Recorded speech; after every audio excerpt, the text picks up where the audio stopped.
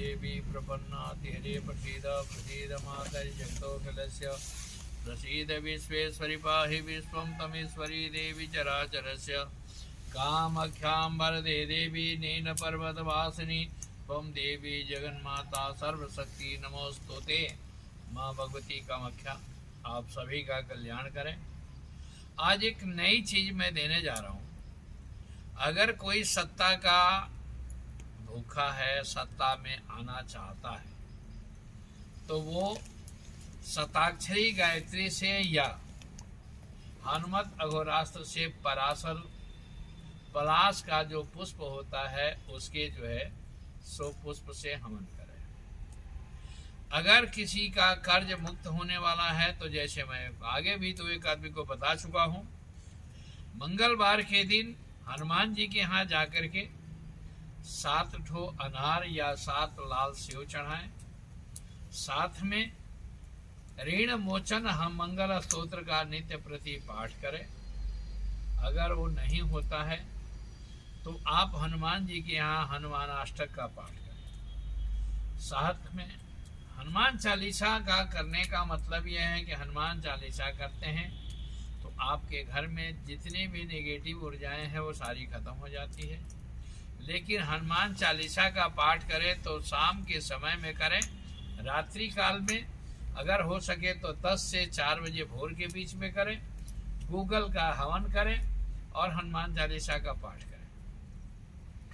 अगर कोई भी आदमी है, अगर ज्यादा सामर्थ्य नहीं है, महामृत्युंजय ब्राह्मण से नहीं करा सकता है, तो काली तिल का जो है सो शताक्षरी गायत्री से हवन करें। उसके परिवार में कल्याण होगा, उसका रोग का व्याधि का जो है सो समापन होगा। कल भी मैं बताया था किसी को कि अगर तुम्हारे यहाँ बाई चांस किसी का कृत्रिम दोष है, काला जादू का भय लग रहा है, आप बहुत से लोगों का हमारे पास फोन आ रहा है कि महाराज जी हमारे ऊपर तो जो है सो काला जादू हुआ है, हमारे रात में जो है सो नींद नहीं आती है, हमारे शरीर में नोचा जा रहा है, हमारे शरीर में काले धापे पड़ रहे हैं। इसका मतलब यह है कि आपके यहाँ जो भी काम किया गया है, कोई जिंद का प्रयोग किया गया है, या जो है सो आपके यहाँ ऐसा भी प्रयोग किया जा सकता है कि आपके पुतला का, क्योंकि मैं पहले एक वीडियो में कहा था कि तंत्र का प्रक्रिया जो किया जाता है खास करके वो ऐसे उसका समय फिक्स होता है, 3 महीना से 3 साल तक खत्म हो जाता है।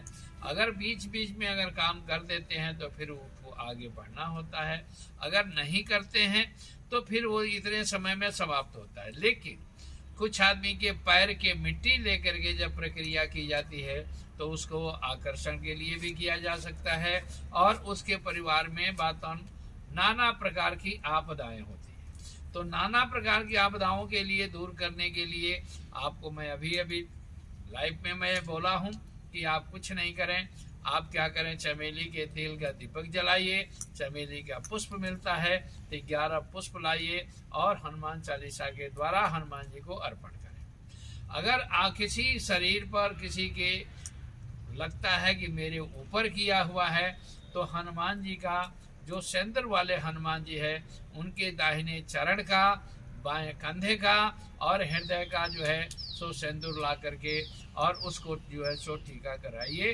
माथे पर और कंठ पर और हृदय पर। इसके बाद से माँ भगवती की कृपा, जैसे अभी आपके सामने ये हवन का जो कार्यक्रम चल रहा है, हवन से आपका सारा मनोकामना भी पूर्ण हो सकता है।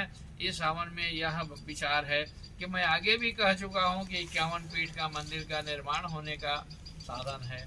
कुछ आदमी ऐसे भी मेरे पास फोन करते हैं कि मेरा बच्चा जो है मेरा बात नहीं सुनता है, घर से बाहर निकलना पसंद नहीं करता है या मेरे से बात करना नहीं सुन रहा होता है। कारण कि इसका ये है कि पूर्व जन्म कृतं तपः भाग्यमेव प्रजायते। आपने पूर्व जन्म का किसी का कर्ज लिया है, वो कर्ज आपको चुकाने के लिए बच्चा आएगा। अगर उस कर्ज को देने के लिए एक रास्ता और है कि आप मंदिर में निर्माण में दे सकते हैं या जगह का दान में दे सकते हैं, आपका सर्वोपरि काम हो सकता है। साथ साथ ये भी कहा गया है कि ये 12 तारीख को हमारा 40 दिन का हवन पूरा होगा। उस दिन बाद जो है सो ब्राह्मणों द्वारा जो है सो हम यथाशक्ति आप लोगों का अगर जो भी आएंगे उनके समस्या का समाधान है तो माँ भगवती चंडी का पाठ भी होगा, साथ में लक्ष्मी का भी पाठ करवा करके मैं प्रयास करूंगा कि उस रोज सहस्र माँ भगवती का सहस्रार्चन का पूजा भी करवाया जाए। अगर आप लोग चाहते हैं तो आप लोग उस समय जुड़ सकते हैं, उस समय मेरे यहाँ संपर्क कर सकते हैं, मेरे यहाँ आ सकते हैं। धन्यवाद। जय माँ कामाख्या।